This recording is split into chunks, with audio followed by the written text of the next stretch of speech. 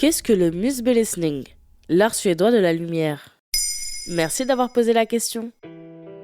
Lorsqu'on se promène dans Stockholm, on croise énormément de magasins de luminaires plus beaux les uns que les autres. Et on remarque que la plupart des maisons et des appartements n'ont pas de rideaux. Les intérieurs sont aussi musikt que possible. Musikt, c'est l'équivalent suédois du hygge danois, l'art de vivre qui consiste à créer un intérieur douillet, réconfortant. Ils sont épurés et chaleureux. L'ambiance lumineuse y est de basse intensité, chaude, tamisée, beaucoup de bougies et de sources de lumière différentes. En Suède, l'hiver est long et sombre. En décembre, la pénombre tombe à 14h à Stockholm. Et dans le nord, la nuit totale dure plusieurs semaines.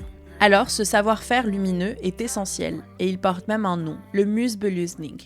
Ça consiste en quoi exactement? Alexandra Schremer-Payen, spécialiste de la lumière au cabinet d'architecture Sweco, l'un des plus connus de Suède et du monde, l'explique ainsi. Dès le mois d'octobre, on commence à se mobiliser pour l'obscurité qui va durer jusqu'en février. On prépare nos maisons pour la période sombre, on achète énormément de bougies et bien avant Noël, on accroche des lumières en papier et des candélabres électriques pour l'avant. Parce que nos fenêtres, pendant cette période, deviennent comme des tableaux noirs, des trous. Le musbelysning est un concept d'intérieur, mais c'est aussi un concept urbain. Quand tu marches dans la rue et que tu vois toutes ces lumières éclairées, ça te donne du réconfort en attendant que la lumière revienne. Beaucoup de Suédois mettent des lampes ou des bougies devant leurs fenêtres et les laissent allumer quand ils dorment ou quand ils ne sont pas là, parce que c'est plus plaisant de rentrer dans un endroit chaleureusement éclairé, mais aussi parce que ça a un côté rassurant dans la ville. D'ailleurs, la plupart des foyers accrochent une julstjärnor, une lampe en forme d'étoile en papier représentant l'étoile du berger, celle qui guide les voyageurs. La Suède est un pays très communautaire, sans doute une conséquence de l'hiver si dur, et les Suédois œuvrent ensemble contre la tristesse qui peut nous gagner à cette période.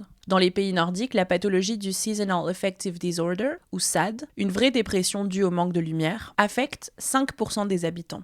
Et l'art de la lumière aide-t-il à se sentir mieux? Ce qu'on sait scientifiquement, c'est que le manque de lumière du soleil affecte clairement la santé mentale car elle régule nos rythmes biologiques et donc notre sommeil et notre humeur. Le manque de lumière peut aussi aggraver des troubles mentaux. Le musbelysning aide surtout à se sentir bien chez soi quand on passe le plus clair de son temps à l'intérieur. Le tout est de créer une atmosphère chaleureuse avec des jolies lampes et bougies, les multiplier dans la maison et de fuir les lumières blanches, blafardes. Mais ça ne dépense pas trop d'énergie? Pas vraiment car les Suédois utilisent des lumières très tamisées. Ils ont aussi l'habitude de célébrer le crépuscule en attendant un peu avant d'allumer les lumières lorsque la nuit tombe pour profiter de la couleur bleue caractéristique des couchers de soleil scandinaves. S'asseoir, réfléchir à la journée.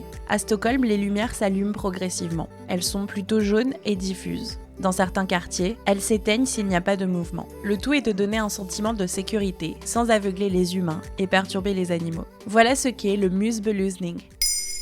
Maintenant, vous savez, un épisode écrit et réalisé par Antonella Francini. Ce podcast est disponible sur toutes les plateformes audio, et si cet épisode vous a plu, n'hésitez pas à laisser des commentaires ou des étoiles sur vos applis de podcast préférés.